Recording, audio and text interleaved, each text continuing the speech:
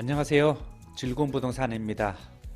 즐거운 부동산 중개업소를 운영하다 보면 부동산에 대해서 모르고 내 집 마련하거나 부동산 투자에 하는 분들이 계십니다.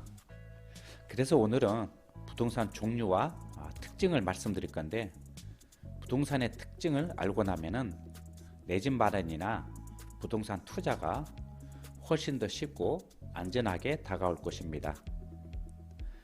부동산은 주택과 그 외 수익형 부동산 그리고 토지로 나눌 수 있는데, 주택 이외의 부동산을 수익형 부동산이라고 부르기도 합니다.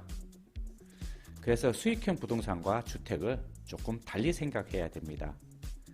수익형 부동산이라고 하면은 지식산업센터, 상가, 오피스텔 등 매달 일정 수익과 시세 차익을 목적으로 투자하는 경우가 많습니다.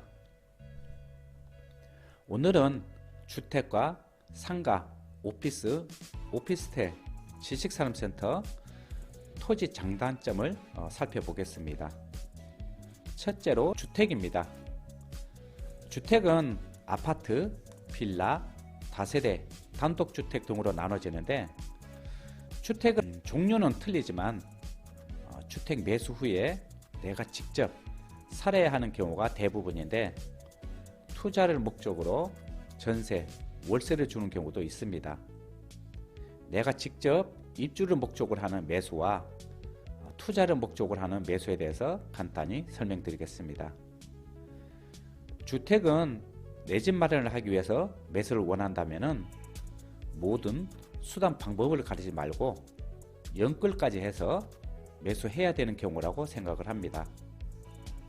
주택을 구입해서 직접 입주를 목적으로 하기 때문에 경제 사정이나 금리, 부동산 정책, 가격 변동 이런 걸로 고민을 많이 하시는데, 내가 직접 입주를 목적으로 하기 때문에 고민하지 마시고 매수해야 된다고 생각을 합니다. 내 집을 샀는데 집값이 떨어지면 어떻게 하나? 대출 금리 오르면 어떻게 하나? 여러 생각 때문에 내 집 마련하는데 고민을 많이 하시는데, 내가 직접 살 집이니까 무조건 연끌까지 해서 내 집 마련하시기 바랍니다. 고민이 깊어지면 기회를 놓칠 수도 있고 가격도 오를 수도 있고 평생 동안 내 집 마련 못할 수도 있습니다. 또 하나는 지금까지 우리나라 주택 가격은 조정은 받았지만 주택 가격이 떨어져서 아직도 회복 못하는 주택은 하나도 없었고, 시간만 흐르면 주택 가격은 오르기 때문에 무조건 매수해야 되는 이유입니다. 그리고 1가구 1주택 2년 이상 보유하거나 실입주 하시면 양도소득세가 면제입니다. 1가구 1주택 양도시 비과세는 국가가 나한테 주는 최고 혜택이니까 꼭 받으시기 바랍니다. 또 하나는 우리나라 주택 보급률은 전국적으로 100% 조금 넘었다고 합니다. 주택 보급률은 120% 정도가 평균적인 주택 보급률이라고 하는데, 주택 보급률만 본다면 우리나라 주택은 아직도 부족하고, 특히 서울과 경기권에는 주택 보급률이 아직도 100%가 안 되기 때문에 주택이 최하 20-30% 부족합니다. 많은 여건들을 생각한다면 내 집 마련은 연끌까지 해서 매수해야 되는 이유를 지금까지 말씀드렸습니다.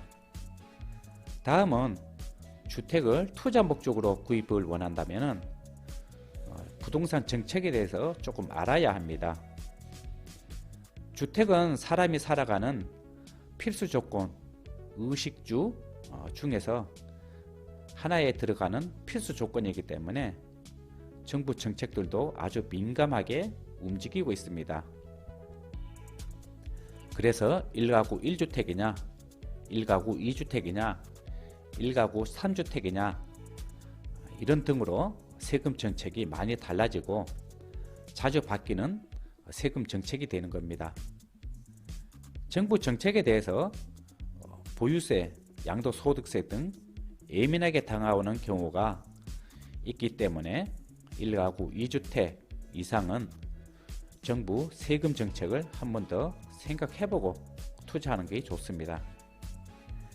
투자를 목적으로 하는 주택은 수익률은 낮지만 시세 차익이 많이 나오기 때문에 양도소득세에 대해서 공부를 하고 투자하는 것이 좋습니다. 그리고 양도소득세를 생각하고 수익형 부동산하고 비교도 한번 해보시고요. 보유세, 양도소득세 부담을 줄이기 위해서 빌라, 오피스텔 등을 매수해서 주택 임대사업자로 하시면은 세금에 대한 부담감이 줄어들지만 주택 임대사업자로 했을 경우 8년 또는 10년 보유를 해야 되기 때문에 장기적인 안목에서 접근을 해야 하고 1월 10일 부동산 정책으로 인해서 신축, 빌라와 오피스텔 구입하면 취득세, 양도세 등 혜택을 볼 수 있으니까 이런 조건들도 한 번씩 살펴볼 필요가 있습니다. 두 번째로 소개할 것은 주택 위의 수익형 부동산입니다. 수익형 부동산을 말씀드릴 건데 주택하고 틀린 점이 무엇인지 한번 생각해 보시기 바랍니다. 수익형 부동산에는 상가, 오피스, 지식산업센터 등이 있는데 먼저 소개할 것은 상가입니다. 최근에 상가는 산전수전을 다 겪고 있는 것 같습니다. 지식산업센터가 나오기 전에는 투자 상품으로 상가를 최고로 뽑았으나 최저인건비와 주 52시간 근무 조건, 코로나 이후 배달문화 발전, 신축 아파트에서는 커뮤니티 시설 설치 등으로 인해서 상가에 대한 수요 면적이 감소하고 있는 이유 때문에 메리트가 많이 떨어진 상태입니다. 최저인건비 상승과 주 52시간 근무 조건에 따라서 요식업을 하는 업종들한테는 큰 타격이 왔는데요. 지출 비용이 많이 들어가면은 나홀로 요식업 하는 대표들이 늘어나고 사람 대신에 키오스크가 대신하고 직원 채용도 힘들어지면서 대형 면적의 요식업 업종이 없어지고 소형 면적의 자영업자들이 늘어나면서 상가에 대한 면적이 줄어들고 있습니다. 상가 제일 큰 이슈는 코로나 이후입니다. 코로나가 3년간 지속되면서 배달 문화가 완전히 정착한 것 같습니다. 예전에는 가족끼리 외식을 하면은 무조건 밖으로 나갔지만 최근에는 가족끼리 외식을 한다 해도 집에서 각 종류별 음식을 주문해서 먹는 시대가 오고 있습니다. 지금 현재도 그렇게 하고 있습니다. 더구나 젊은 층에서는 집 밖으로 나가지 않고 편안하게 집에서 음식을 배달해서 먹는 시대가 계속되고 있고 이런 이유 때문에 상가 면적이 많이 줄었다고 생각하시면 됩니다. 더구나 재건축 재개발 아파트를 보면은 커뮤니티 시설에는 골프 연습장, 피트니스, 수영장, 남녀 사우나, 필라테스, GX룸, 카페 등을 만들면서 신축 아파트 주민들은 아파트 단지 내에서 모든 운동을 하고 커피도 마십니다. 신축 아파트 상가와 신축 아파트 주변 상가 면적이 많이 필요 없게 된 거죠. 이렇게 사회가 변하면서 금리가 내린다 해도 상가의 가치는 점점 떨어질 것 같습니다. 더구나 상가를 매수해서 실입주하는 수요가 거의 없습니다. 그래서 상가는 조금 한 번 더 생각해 볼 필요가 있지 않나 이렇게 생각을 합니다. 세 번째, 오피스텔입니다. 오피스텔은 주택으로 포함되지 않으면서 많은 인기가 있었죠. 근데 주택으로 포함되면서 조금 어려움을 겪고 있는 그런 상품입니다. 주택으로 포함되기 전에는 원룸 오피스텔 같은 경우에 서울 기준으로 매매 가격이 2억에서 4억 전후 다른 부동산에 비해서 저렴하게 투자할 수 있는 상품이었으나 오피스텔이 주택으로 포함되면서 원룸 오피스텔에 대한 메리트가 많이 떨어졌는데, 최근에 부동산 완화 정책이 나오면서 오피스텔을 주택으로 포함시키지 않는 법안이 나왔는데, 이것은 신규 오피스텔 위주라서 아직 활성화가 되지 못하고 있습니다. 예전에는 자기 자본금 1억에서 2억 정도 오피스텔 투자해서 월 수입을 받고 생활비 명목으로 사용했던 오피스텔인데, 주택으로 포함되면서 보유세, 양도소득세가 걸리면서 오피스텔의 투자가 많이 줄었습니다. 반대로 투룸 이상의 면적을 가진 오피스텔은 아파트 대체제로 부각되면서 가격이 조금 오르고 있었으나, 최근 금리 상승으로 인해서 가격 조정을 보이고 있는 추세입니다. 오피스텔이 주택에서 제외되는 법안이 나오면은 월 수입 목적으로 매수해도 괜찮을 것 같습니다. 수익 투자로 좋은 상품인 오피스텔입니다. 마지막으로 소개할 것은 지식산업센터입니다. 지식산업센터는 옛 아파트형 공장의 새로운 이름입니다. 아파트형 공장에는 제조, 생산 등 1차 산업만 입주할 수 있었고, 임대 목적으로 투자할 수 없었으나, 지식산업센터로 이름이 바뀌면서 IT, 벤처, 바이오 등 신성장 동력 산업만 입주할 수 있었고, 임대 목적의 투자도 가능해지면서 갑자기 뜨기 시작한 수익형 부동산입니다. 지식산업센터에는 회사들이 입주를 합니다.